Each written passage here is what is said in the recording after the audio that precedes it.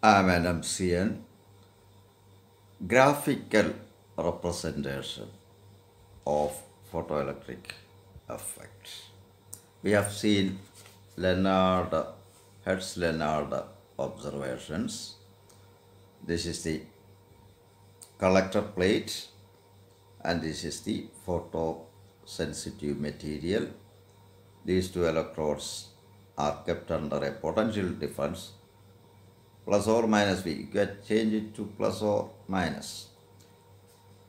Now the first graph is between applied voltage on the horizontal axis and photoelectric current on the vertical axis.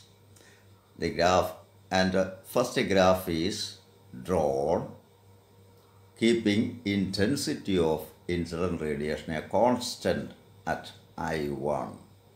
A second graph is drawn with the intensity at a constant level I2. Of course, I2 is greater than I1. Now, on the positive side of the applied voltage, the graph is more or less horizontal, that is parallel to the voltage axis. This means that applied voltage has no effect on photoelectric current.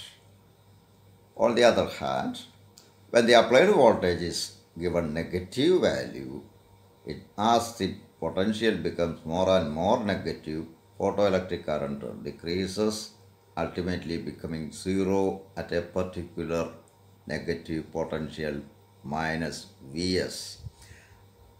This negative potential is known as stopping potential. So stopping potential is the minimum negative potential or minimum potential in the negative side at which photoelectric emission just ceases. What is the cause of this horizontal portion of the graph? Why graph becomes horizontal in this range? You know that photoelectric current, any current, is a measure of number of electrons emitted from the photosensitive material. This number will not change if you change the applied voltage.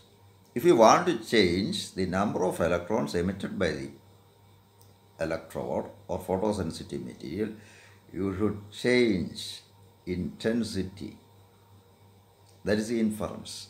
So, when intensity I1 is small, I1 is smaller than I2. The photoelectric current is less. But photoelectric current is not affected by the applied voltage because since intensity remains same, number of electrons emitted by the metal remains the same. So applied voltage cannot change current. When you increase the intensity, more electrons are emitted and current increases accordingly. But pattern of variation is the same.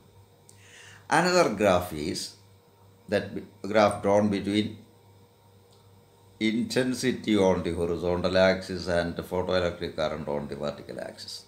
The graph is found to be a straight line. If you change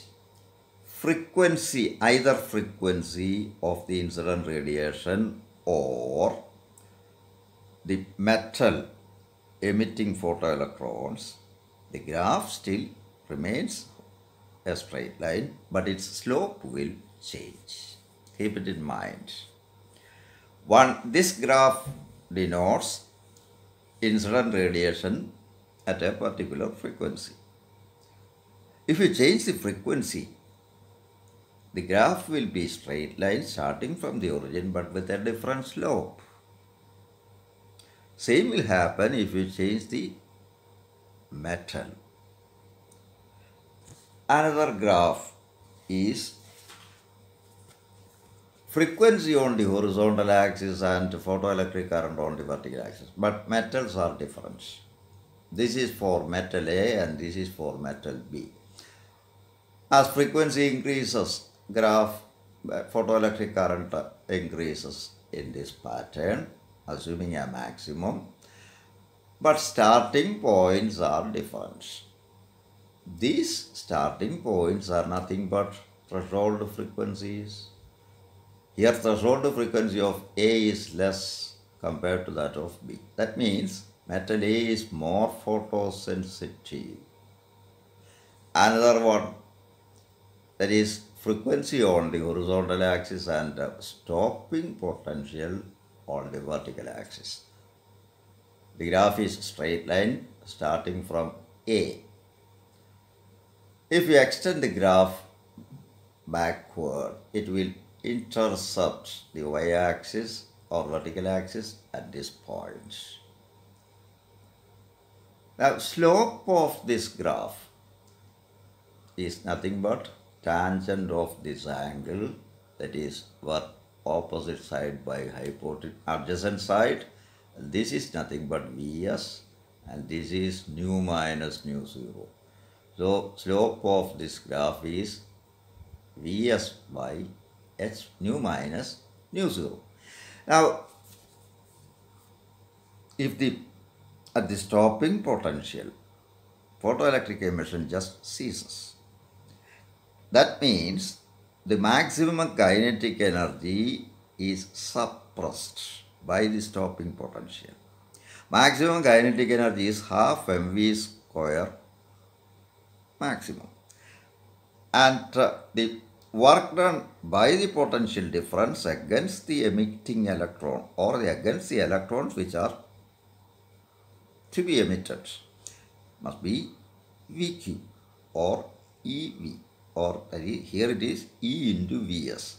So if emission is to be stopped, half mv square maximum must be equal to EVS. That's the condition. So as at stopping potential, half mv square maximum must be equal to EVS. According to Ennemcien's equation, half mv square maximum equals h into nu minus nu 0. So Vs by nu minus nu 0 must be equal to h by E. So this graph is useful to find out experimentally Planck's constant, provided electronic charge is known.